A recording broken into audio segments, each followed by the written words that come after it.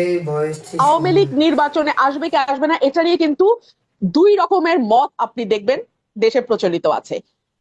মানে একটা group of people বলছে যে আওয়ামী লীগ কোনো পলিটিক্যাল পার্টি না, আওয়ামী লীগ হচ্ছে মানে এমন একটা দল যেটাকে আমরা মাফিয়া বা গ্যাংস্টারের মতন একটা মানে গ্রুপ অফ পিপল, যাদের নির্বাচনে আসা না আসায় আসলে কিছু যায় আসে না। কিন্তু আরেকটা মত হচ্ছে যে না, আওয়ামী লীগ পুরাতন রাজনৈতিক দল, আওয়ামী লীগকে ছাড়া যদি আপনি নির্বাচনে যান, that will be the reputation of 14, 18 or 2024।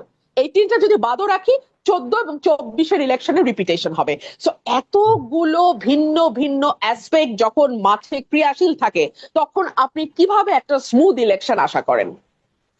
তাহলে প্রধান উপদেষ্টা যেটা বলেছিলেন আর কি, যে উনি ইতিহাসে সর্বশ্রেষ্ঠ নির্বাচন উপহার দিবেন, তো এটা কি তাহলে আসলে কথার কথাই থেকে যাবে? আপনি দেখুন, আমি আজকে লক্ষ্য করছিলাম যে অন্তত পক্ষে সরকারের তরফে 4 জন, আমি যদি ভুল না করি, 2 জন উপদেষ্টা এবং 2 জন সরকারের নীতি নির্ধারণী মহলের, তারা বারবার কিরা কসম কেটে বলতেছে ফেব্রুয়ারিতেই নির্বাচন হবে।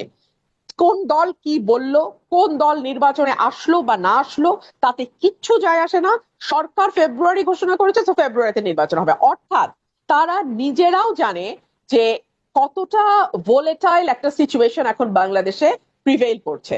তারা নিজেরাও কিন্তু খুব একটা কনফিডেন্ট না যে কেমন ইলেকশন, বাট তারা রিপিটেডলি কথাটা বলছে। আপনি মাসুদ ভাই যখন একটা কথা বারংবার বলবেন, তখন ওটা আপনার নিজের প্রতি আস্থাহীনতারই একটা বহিঃপ্রকাশ। না হলে একই কথা আসলে বারবার বলার দরকার নাই। এবং বাংলাদেশ বিশ্বের সম্ভবত অল্প কয়েকটা দেশের একটা, যেখানে নির্বাচন আসলেই অবাধ, সুষ্ঠু, নিরপেক্ষ, স্মরণকালের সবচেয়ে ভালো, জীবনে এত ভালো ইলেকশন কোনোদিন হয় নাই, আমরা পৃথিবীর শ্রেষ্ঠ ইলেকশন দেব, এই সব উদ্ভট এবং বাজে কথা নির্বাচনের আগে যুক্ত করা হয়। আরে ভাই, নির্বাচন মানেই তো free, fair, inclusive and neutral হওয়ার কথা। তো এটাকে আবার এতগুলো বিশেষণ দিতে হয় কেন, আমি তো এটাও বুঝি না।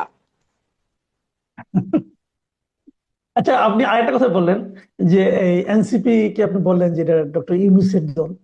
আচ্ছা, ঠিক আছে, হতে পারে এনসিপি দল, কিন্তু ইদানিং কি আপনি খেয়াল করছেন যে এনসিপি কিন্তু ডক্টর ইউনূসের ব্যাপারেও বেশ মানে শুনতে ভালো শোনায় না এই ধরনের শব্দ উচ্চারণ করে কিন্তু ইউনূসের সমালোচনা করছেন, যে ডক্টর ইউনূস ভুল জায়গায় সেজদা দিয়েছেন না কি করেছেন এগুলো বলছেন। তাহলে নিজের দল তার সৃষ্টিকর্তার বিরুদ্ধে এই ধরনের কথা বলছে, এটাকেই বা আপনি কিভাবে জাস্টিফাই করবেন? এখানে দুটো বিষয় হতে পারে। যেহেতু শুরু থেকেই এনসিপি কে কিংস পার্টি বলা হচ্ছে, শুরু থেকেই আমি এনসিপি কে রাজার দল বলি। কিংস পার্টির চেয়ে আমার কাছে রাজার দল কথাটা বেশি পছন্দ, তো আমি তাকে রাজার দল